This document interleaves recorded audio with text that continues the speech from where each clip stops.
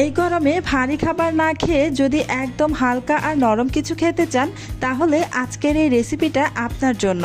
মাত্র 2টি উপকরণে ইডলির মতো ফুলে ওঠা এই টিফিন খুব সহজেই বানানো যায়। আর সাথে যদি থাকে ঘরে বানানো বাদামের চাটনি তাহলে স্বাদটা হয়ে যাবে একেবারে পারফেক্ট।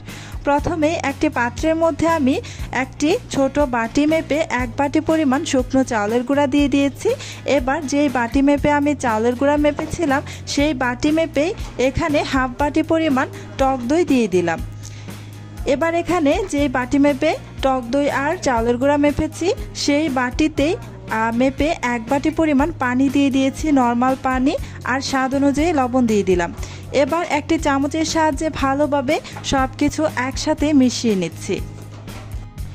এই টিফিনটা বানাতে খুব বেশি উপকরণও লাগে না আর সময়ও বেশি লাগে না, একদম সহজভাবে অল্প সময়ে কিন্তু তৈরি করে নেওয়া যায়। আমার ভিডিওটা এখন পর্যন্ত যারা যারা দেখতেছেন প্লিজ আমার ভিডিওতে একটা লাইক দিয়ে দিবেন। আর আমার চ্যানেলটি যদি আগে থেকেই সাবস্ক্রাইব করে দেওয়া না থাকে প্লিজ আমার চ্যানেলটি সাবস্ক্রাইব করে পাশে থাকা বেল আইকনটি অন করে রাখবেন। এতে করে যখন আমি নতুন কোনো ভিডিও আপলোড করব তখন কিন্তু সাথে সাথে আপনার ওখানে নোটিফিকেশন পৌঁছে যাবে। এই যে এখানে আমার আরও কিছুটা পানি লেগেছিল, এখানে আমি আরও 2 টেবিল চামচ মতো পানি দিয়ে দিয়েছি। ভালোভাবে নেড়ে চেড়ে মিশ্রণটাকে রেডি করে নিচ্ছি।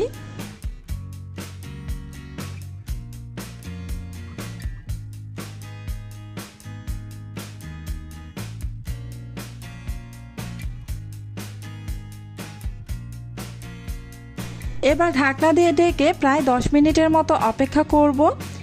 আর এদিকে আমি যেই বাটির মধ্যে এগুলো বানাবো সেই বাটির মধ্যে 1 ফোঁটা করে তেল দিয়ে খুব ভালোভাবে ব্রাশ করে নিব। এতে করে এগুলো বের করার সময় খুব সহজে কিন্তু উঠে আসবে, লেগে যাবে না। তাই আমি তেল ব্রাশ করে নিলাম খুব ভালোভাবে। তেলটা ব্রাশ করে এই যে একটা সাইডে রেখে দিব। এই যে প্রায় 10 মিনিট পর আমি ঢাকাটা সরিয়ে নিলাম। এবার এই যে দেখুন মিশ্রণটা কিন্তু আগের থেকে কিছুটা ঘন হয়ে গিয়েছে। আমি যেহেতু শুকনা চাউলের গুঁড়া ব্যবহার করেছিলাম তাই 10 মিনিট রেস্টে রাখার পর কিছুটা ঘন হয়ে এসেছে। রাইস কুকারের পাত্রের মধ্যে আমি বেশ খানিকটা পানি বলক উঠিয়ে রেখেছিলাম, এর মধ্যে আমি ভাপিয়ে নিব এই টিফিনগুলোকে। এই যে এবার আমি এই মিশ্রণটার মধ্যে দিয়ে দিব ইনো। আমি এখানে ইনো ব্যবহার করছি, আপনারা চাইলে এখানে কিন্তু বেকিং পাউডারটা ব্যবহার করতে পারেন। যাদের কাছে ইনোটা নেই ওনারা এখানে অনায়াসেই বেকিং পাউডারটা ব্যবহার করতে পারেন, কোনো সমস্যা নেই। তবে এখানে ইনোটা দিলে খুবই কম পরিমাণে দিতে হবে। আমি 1 চা চামচের 3 ভাগের 1 ভাগ পরিমাণ ইনো এখানে দিয়ে দিব। খুব বেশি পরিমাণে ইনো ব্যবহার করা যাবে না, তাহলে কিন্তু খেতে বেশি ভালো লাগবে না। এই যে ইনোটা আমি এখানে দিয়ে দিলাম। আর এই ইনোটাকে অ্যাক্টিভ করার জন্য আমি 1 চা চামচ পরিমাণ এখানে পানি দিয়ে দিচ্ছি। পানিটা দেওয়ার কারণে কিন্তু এটা অ্যাক্টিভ হয়ে যাবে। আর সাথে সাথেই নাড়াচাড়া করে খুব ভালোভাবে মিশিয়ে নিতে হবে। ইনোটা মিশিয়ে নেওয়ার পর কিন্তু সাথে সাথেই বানিয়ে নিতে হবে। ইনোটা মিশিয়ে নেওয়ার পর রেস্টে রাখা যাবে না, সাথে সাথেই বানিয়ে ফেলতে হবে। আর আপনারা যদি এখানে বেকিং পাউডারটা ব্যবহার করেন তাহলেও কিন্তু বেকিং পাউডারটা দেওয়ার পর সেটাও সাথে সাথে বানিয়ে ফেললে খুব ভালো হয়। এই যে আমি ভালোভাবে মিশিয়ে নিলাম। এবার যেই ছোট ছোট বাটির মধ্যে আমি তেল ব্রাশ করে রেখেছিলাম সেই বাটির মধ্যে এই যে কিছুটা মিশ্রণ দিয়ে দিচ্ছি।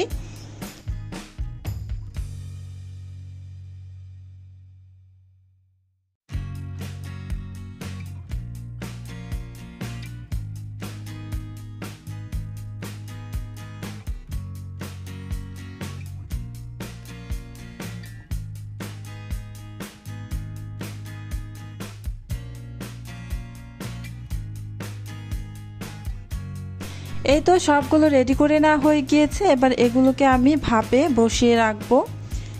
এই যে খুব ভালোভাবে অনেক ভাপ উঠতেছে দেখুন। এবার এখানে এই বাটিগুলো বসিয়ে দিচ্ছি। পানিটা ভালোভাবে বলক চলে আসলে তারপরে কিন্তু এই বাটিগুলো এখানে বসাতে হবে। এবার 6 থেকে 7 মিনিটের মতো আমি ঢাকনা দিয়ে ঢেকে রেখে দিব। ফিরে আসছি 6 থেকে 7 মিনিট পর। আর এদিকে আমি এই টিফিনটার সাথে একটা খাওয়ার জন্য চাটনি বানিয়ে নেব। প্রথমে চুলা একটা প্যানের মধ্যে কিছুটা সয়াবিন তেল দিয়ে দিয়েছি, তারপর এখানে প্রায় হাফ কাপের মতো চীনা বাদাম দিয়ে দিয়েছি। এই বাদামটা দেওয়ার পর নাড়াচাড়া করে বাদামটাকে প্রথমে ভেজে নেব। চুলার আঁচ কিন্তু এই বাদাম ভাজার সময় একদমই মিডিয়াম টু লো আঁচে রেখে অনবরত নাড়াচাড়া করে বাদামগুলোকে ভেজে নিতে হবে। আমি এখানে বাদামটা ভাজার পর দিয়ে দিলাম একটি বড় সাইজের পাকা টমেটো, ছোট ছোট করে টুকরো করে কেটে তারপর দিয়ে দিয়েছি।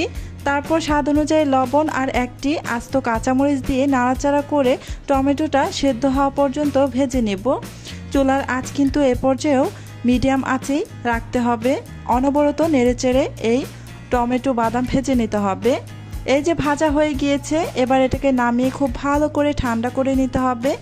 আমি খুব ভালোভাবে ঠান্ডা করে নিয়ে তারপর এই যে একটি ব্লেন্ডার জার নিয়ে নিয়েছি। এই ব্লেন্ডার জারের মধ্যে এবার এই বাদাম টমেটো দিয়ে দিব। আমি এই বাদাম টমেটোটা ভেজে নিয়েছি সয়াবিন তেল দিয়ে, আপনারা চাইলে কিন্তু সরিষার তেল ব্যবহার করতে পারেন। আর সম্পূর্ণ ঠান্ডা হওয়ার পর কিন্তু ব্লেন্ডারে দিয়ে ব্লেন্ড করে নিতে হবে। এবার এই চাটনিটার স্বাদ একটু বাড়ানোর জন্য আমি 1 চা চামচ পরিমাণ চিনি দিয়ে তারপর খুব ভালোভাবে ব্লেন্ড করে নিয়েছি। এই যে এবার একটা বাটির মধ্যে ঢেলে নিলাম। এই যে চাটনি আমার রেডি। এই বাদামের চাটনি দিয়ে এই টিফিনটা খেতে ভীষণ ভালো লাগে। আপনারা চাইলে কিন্তু একবার হলেও ট্রাই করতে পারেন। এই চাটনির সাথে এই টিফিনটা ভীষণ টেস্টি হয়। এই যে একটা কাঠি আমি এই ইডলির মধ্যে ঢুকিয়ে দিলাম। দেখুন একদম ক্লিন এসেছে, সম্পূর্ণই ক্লিন এসেছে। এখানে কিন্তু কিছু লেগে নেই, তার মানে এটা একদম পারফেক্টভাবে হয়ে গিয়েছে। তাই আমি যে নামিয়ে কিছুটা অতিরিক্ত ভাব চলে গেলে তারপর একটি ছুরি চারপাশ থেকে একটু ঘুরিয়ে নিয়ে এই যে খুব সহজেই কিন্তু উঠে আসছে। এই যে আমি আরও একটি বের করে নিচ্ছি। এই যে চারপাশ থেকে এই যে ছুরির সাহায্যে হালকা করে একটু খোঁচা দিলেই কিন্তু উঠে আসে খুব সহজেই। এই তো সবগুলো আমি বের করে নিচ্ছি।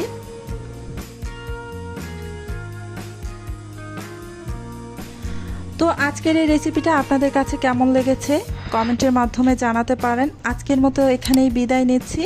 আবারও চলে আসবো নতুন আরও একটি রেসিপি নিয়ে অন্য কোনো দিন। আল্লাহ হাফেজ।